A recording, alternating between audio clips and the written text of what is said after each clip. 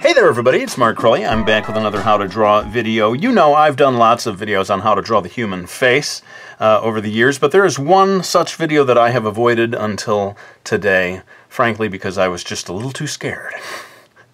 It's a difficult, tricky thing to draw. That is the face as seen from below, the so-called worm's eye view. That's what we're going to be doing today. Wish me luck, my friends. I've got a square here to show you the size I'm working at. It is 4 inches on all sides. That works out to just a little bit over 10 centimeters. I'm going to draw a few diagonal lines here to get started. If you don't like doing guidelines, you can just go ahead and skip this part, but I'm going to go ahead and put these lines in place. So you see we've got 4 lines here, all roughly parallel, just to tell you what we're doing. These 2 lines that are more tightly packed together, those are going to be the lines that help us place the eyes. This line up here will be for the eyebrows, and this line down here will eventually be for the mouth. I'm going to go ahead now and draw 2 more vertical, also slightly diagonal lines, and then we're going to start getting into drawing the actual basic guidelines of the face. Okay, so you see we end up with a sort of trapezoidal, a trapezoidal shape here that's going to help us place the lines of the mouth, the tip of the nose, and at least one of the 2 eyes. I should say right now that this is not a traditional way of teaching how to draw the human face. I think a real, serious art teacher would tell you, no, you need to study the structure of the human skull and so forth, and that's true. This is really kind of a shortcut method. I'm a big believer in there being multiple ways of getting to a good final result, and this is for people who don't want to undertake the years of training that are needed to really learn how to draw the head from any conceivable angle. Anyway, let's get on to drawing the basic shape of the eyes. So here are the 2 shapes of the eyes, kind of almost leaf-like shape, I guess you could say. Over here you see the tear duct. Over here it's going to be hidden by the nose, so I didn't bother to go into detail there. Notice, though, that this is more compact from side to side because the face is going to be turning away from us just a little bit. And now I suppose we should zoom in a little more so that you can see the details as I begin to sketch in the basic lines of the nose. Now, I would say drawing the nose is really what makes the worm's eye view so difficult because you're seeing it from an angle that you're not used to seeing, which is to say the underside of the nose becomes very visible, the bridge of the nose is foreshortened. Paying attention using my kind of weird shortcut method, if you've got that square in place, you can pay attention to how this comes, the bottom side of the nose comes just outside of that line.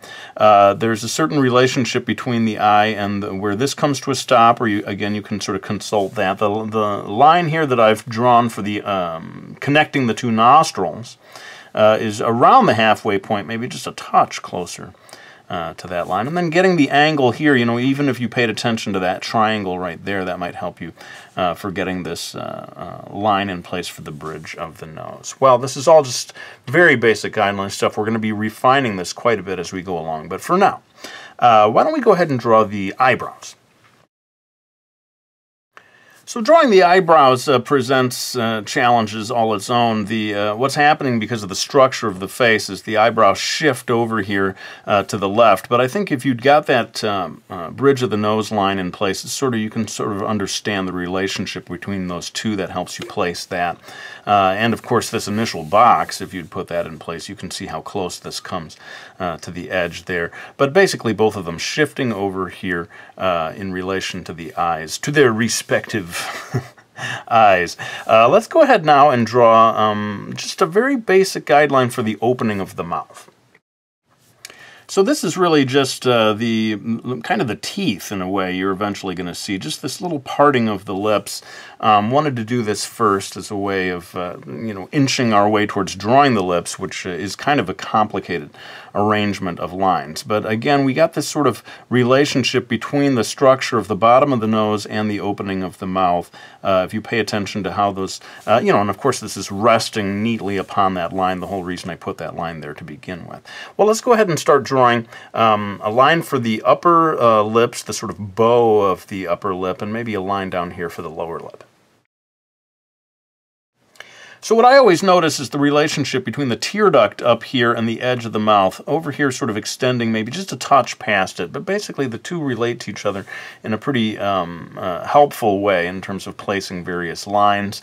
The line of the lower lip, I'm really just making a kind of a horizontal line here. I'm not connecting them. Unless the person's wearing really bold lipstick, you're not going to see such a decisive line right there anyway. And, you know, different shapes for different lips. This one, sort of an M shape up here, but not everybody has lips shaped like that. I'd say the key thing is to notice, again, that everything is shifting over here to the left, so that the sort of center of the lip is way over here, lining up more or less with what will eventually be the center of the nostril. So let's go ahead now and move on to one of the toughest lines to draw, and that is this line of the contour of the face. I'm going to refocus the camera, and I'll probably draw it in at least 2 different segments.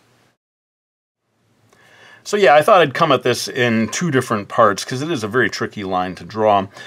Starting just outside of the box here to begin indicating the forehead. Some of this is going to be obscured by hair later on, but the key thing is to get the structure of the you know, upper part of the eye socket, I guess you would call that, as this line comes down here, comes quite close to the eye itself. And then what I would do here as a way of remembering the angle is to look at the nose and see how they can kind of become parallel to each other for a time. And when you reach right around here to the, you know, lining up with that, again, just from this particular angle, that's when this line begins to curve back and head towards the lips. Pay real close attention to the line as I draw it in terms of how it relates to the lips and heads down towards the chin. So quite a tricky line here, noticing the space between the edge of the mouth and this line. It can kind of help you to get that angle. The curve of the chin happening just above that initial box that we drew. I went ahead and put in a line beginning the angle of the neck. Again, we're zoomed in so close, I'm not going to be drawing the whole neck just right now, but I went ahead and put in this line for the underside of the jaw, which is roughly parallel to this one. I think just because the jaw does curve up a little, we're getting it at a slightly different angle. Okay, I'm going to do just a couple of more lines over here, get an indication of the lower part of the ear, the other side of the neck, and then maybe we can finally knock it off with all these basic guidelines and get into some real-time drawing. So as the head is sort of turning in space, the ear ends up coming down here, sort of appears almost to be lower than the mouth, but again, it's just the weird angle that we're drawing here. And this line of the back of the neck relating to the earlobe, I find that happens quite often in a variety of angles, that there's a certain relationship between the line of the neck and the earlobe, especially in 3/4 points of view. But it should be sort of roughly parallel, of course, to this line over here because of them both defining the edges of the neck. Well, I think it is time to finally start doing some real-time drawing, but before I do that, all in time-lapse, I'm just going to erase these basic guidelines that helped us set things up. Now, before I get into too many details, I think I should zoom in. I'm going to start with the eyes. I'll get in as close as I can so that you can see the details as I begin to refine the illustration. Now, the first thing I want to do is to draw the irises, and you know, you can have the character that you draw looking in any direction you want. I've decided to have her glancing off to the side, and that means that you want to coordinate between the 2 different eyes and make sure that the irises are similarly placed. People are always asking, what pencil is that? This is just a Dixon Ticonderoga standard number 2 pencil. I like to use inexpensive materials. I don't like people to feel they have to run out and blow a lot of money on fancy art supplies. Let's go ahead and draw the irises. Of course, you're trying to, or not, the pupils in the middle of the irises. You're trying to place them as near to the center of each circle as possible. And it doesn't need to be perfect. You can kind of refine things later on. But what I want to do now is begin to indicate the eyelashes. And rather than draw a whole bunch of individual eyelashes, I'm going to kind of be a little cartoony here, I suppose, and just make a black, massive area of eyelashes across the tops of both eyes.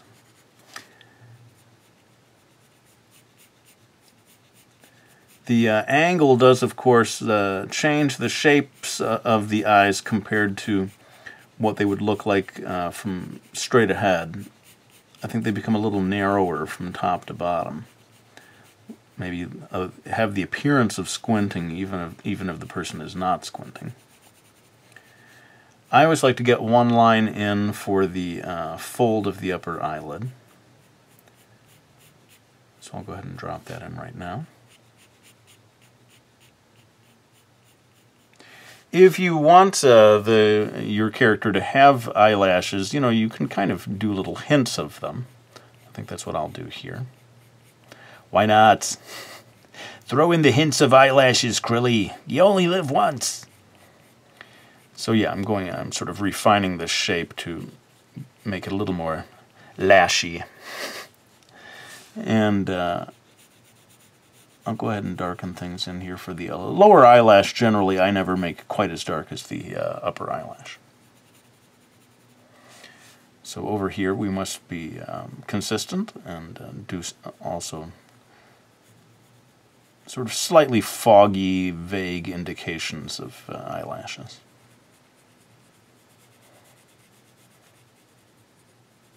Now we come to the really tricky part, and that is drawing the underside of the nose. And it's a big reason why I avoided this video. Oh, wait a minute, I haven't done the fold of the upper eyelid. People are like, Crilly, what, she only has one eyelid? What is going on here? Now we can move on to drawing the underside of the nose. It really is a challenging thing, and this shape here is almost like a placeholder.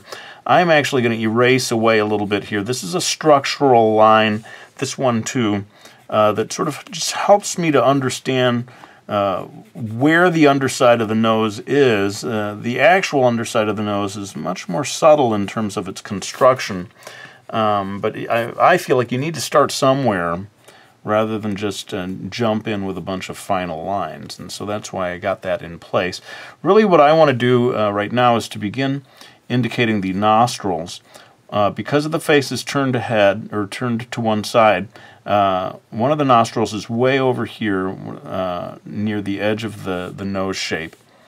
Again, the upper part of the lip and this center structure of the underside of the nose are very closely related. In fact, you know, in photographs you're going to see sometimes, depending on the person's facial structure, very clear lines that connect those two. What I'm going for in this illustration is a slightly modified realism, and I noticed that a lot of illustrators will avoid drawing those lines too boldly, just because it's just not super elegant looking. And there is just in general something about the nose. The more you define these lines, the worse it looks, it seems to me, and that's why, well, you know, in manga illustrations, anime illustrations, the nose is greatly minimized to the point where, like with a chibi illustration, there's no nose at all. I think maybe all of these things are related, that the more you define the nose, somehow psychologically the less elegant the face might appear. I'm going to go ahead, though, and put in just a bit of shading, although the shading part of the video is going to be later, but I want to help you see what this eventually looks like, kind of shading the underside of the nose. It really is tricky stuff, and I'm going to continue refining this, but let's say this outer edge of the one nostril that is closest to us. What the amount of darkness that you see me putting in right now, that might be about as far as I go. Even though in a photograph, again, depending on the person's nose, you might see that defined much more darkly or starkly. Starkly darkly. But like I said, there's something about illustrators maybe want to minimize the details of the nose, and that's what I'm going to do today. Let's move on now to drawing the further refining the lips. Happily, we've got mostly all of the lines in place that we need. I think when the mouth is turning away from us, we're going to see a bit of darkness over here on the other side of the teeth. This I want to darken in the two edges of the mouth. This again based on sort of photographs. You get quite a lot of deep shadow right here at the edges. And then one thing that I hadn't drawn here, I think I'll go ahead and refine this lower lip just a little more over on this one edge. But one thing that you often see is a fairly defined area of shade below the lower lip. I don't want to go too thick with that. And it may even extend a little bit over on both sides, kind of revealing the structure of the chin. And like I said, there's going to be a sort of shading part of the video later on, but I do think that some of these things it's hard to see the structure without the shade, so I'm going to go ahead and shade the upper lip here.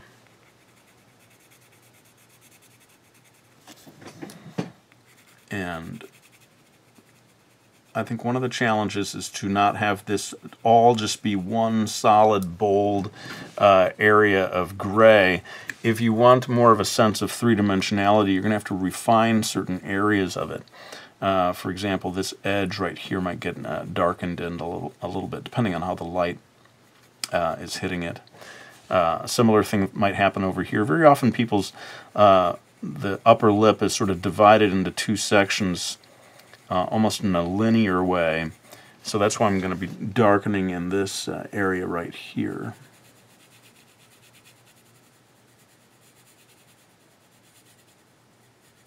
But you can see how, instead of having just one uniform area of gray, by darkening in, sort of increasing the shade in certain areas, it just adds to the illusion of three-dimensionality. I think the one area where we can go fairly dark here on the lip is right here. I'm not going to define that line right there, as I was saying before. Just maybe just let a bit of tone show us the difference between the two. But right here, down at the bottom, I think you can go fairly dark. You can get away with going fairly dark. And as I said, there's going to be a sort of a shading part later on where I'm going to refine all of this quite a bit. But I felt like in a way you couldn't really see the structure of the lips without at least getting into some of the shading right now. And I suppose the next thing I can do is to move on to drawing a bit more of the eyebrows. I mean, there's just so many different topics that you could cover here. Maybe eyebrows, that can be a separate video. I've never done a video that's devoted specifically to eyebrows. Maybe it's time, folks. Maybe it's time. Suffice to say, some people, the hairs of their eyebrows are kind of going a little bit vertical right here on the inner edge, and then they tend to go more horizontal as the eyebrow itself goes more horizontal and then kind of tapering off over here. I'll go ahead and maybe finish off the shading of the interiors of the irises. I like to do just one highlight on each side. And then I'm putting my pencil low to the paper here so as to expose a lot of the edge of the lead, and that allows me to get a fairly smooth area of gray. Generally speaking, depending on the lighting situation, the upper part of the iris gets shaded more than the lower part. Oh, I know one more thing that I should talk about, and it's definitely going to involve refocusing the camera, but that area of the underside of the jaw becomes a fairly important aspect of drawing the head from this angle. I'll be coming in and refining all of this quite a bit more, but I thought, why not cover just a bit during this section, this real-time section, that seems to be going on and on endlessly. Crowley, will you please move on? Okay, I guess I will. I'm going to refocus the camera so that we see the underside of the jaw. I'll do some more of that real time, and then I think we're going to get into, well, I'm also going to have to draw the hair. That's not really the focus of this video, but I think this underside of the jaw area is going to be one of the last parts that I do all in real time. Okay, so we come down to this area of the jaw. I'm actually going to sort of erase a little bit here because I don't like the jaw to be quite so clearly defined. It becomes quite, cartoony, I think, when you go, when you draw an actual line right there, especially from this angle. Again, I'm holding the pencil low to the paper, going into sort of shading mode here, creating a roughly triangular shape here at the base of the chin. It really is a challenging thing. I'd say this comes for me number 2 after the nose, drawing this area of the underside of the chin, because it's not, there aren't a whole lot of structural lines there for you to work with, even looking at photographs and stuff. It becomes very just a subtle gradation of shaded areas, one sort of flowing into the other. I'm going to have her ear largely concealed by hair. How convenient! You can't see her ear. Well, I did my video on how to draw the other eye. I feel like half the comments were people saying, I just have the person's hair covering up the other eye. Then there's your solution. Well, that's one way of doing it. I'm going in now and drawing the some shade beneath the cheekbone.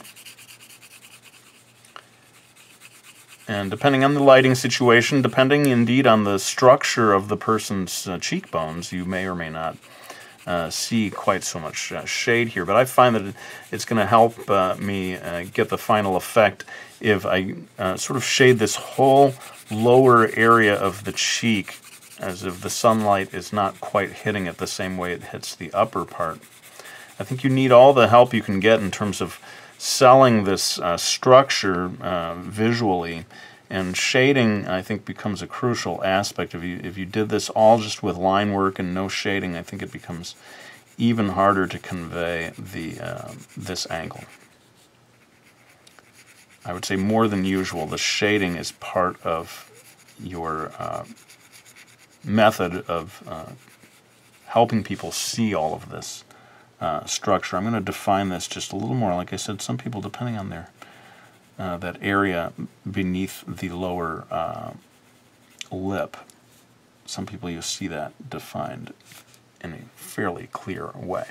One last thing here, and I should have probably talked about this before when I was doing the eyes. Depending again on the lighting situation, but it can be very helpful to get some shading in here for the area beneath the eyebrows. And in this case, with the head being turned away at a 3/4 angle, sort of beefing up this area with extra shade can really help a lot in terms of conveying the structure of the bridge of the nose. And a similar thing happens over here, just above the fold of the eyelid. Let me sort of go over that one more time so it becomes more clear. And with that, kind of going super dark, not super dark, not supremely dark, just a little moderately dark right here, and then sort of letting up on the shading as I go across the rest of the underside of the eyebrow area, eyebrowular region. Now I'm really pushing it with this region stuff. And sadly, I think that's getting us near to the end of this. I am going to pull out my trusty black Prismacolor, just a simple colored pencil that you can get at lots of different art stores, and that's where I'm going to be all in time-lapse, refining the shading, beefing up the contrast. That's the second time I've used the word beefing up. What is going on today, Crilley? You need to expand your vocabulary clearly, but I'm going to go ahead and do that. Also, well, I guess I could do this right now just to give you a sense of where I'm going to choose to put the hair. Like I said, you got to at some point you have to decide, what is this video about? Is it going to be about hair? Absolutely not. It's got to be mainly about the structure of the face. But I suppose it could be a bit disorienting for me to suddenly draw the hairstyle all in time-lapse. So let's go ahead and give you some idea of where I'm going to be going with this.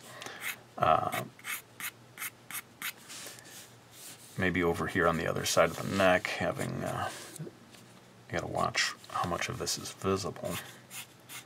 Get some hair flowing off in this direction. Hair, often I think in illustrations like this, becomes a sort of a design element. The directions, the various directions of these lines can be one of your tools in terms of making an interesting composition. I'm going to have one line come across here. All of this is subject to change, depending on my whims, as I get into drawing the rest of this. But like I said, I'm going to have kind of conceal this lower part of the ear with lines of the hair. You'll see maybe just a little fragment. A fragment of the ear. And yeah, maybe that brings us to the part where I'm going to have to skip it into time-lapse, bring in worm's eye view, old man time-lapse. It's not a very flattering angle. I'm starting to sound like the guy from The Simpsons. I got The Simpsons on my brain after last week's video where I drew Homer. Anyway, I think it's high time. Once I start doing Grandpa Simpson, that means it's time to kick it into time-lapse and finish up this illustration.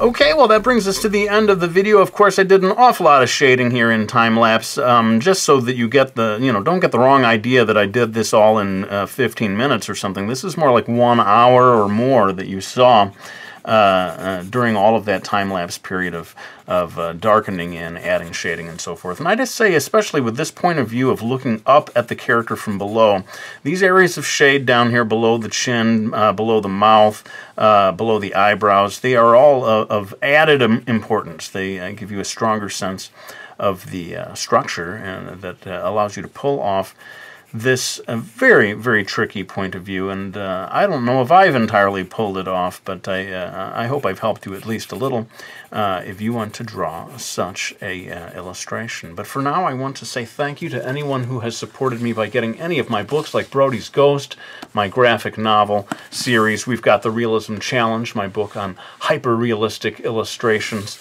Also, the Drawing Lesson, a graphic novel that teaches you how to draw, and my very latest book, Mastering Manga 3. Always super, super appreciative of anyone who supports me by ordering any of those books, but let's go ahead and lay down this pencil. I want to thank you all for watching this video. I really hope you enjoyed it, and I'll be back with another one real soon.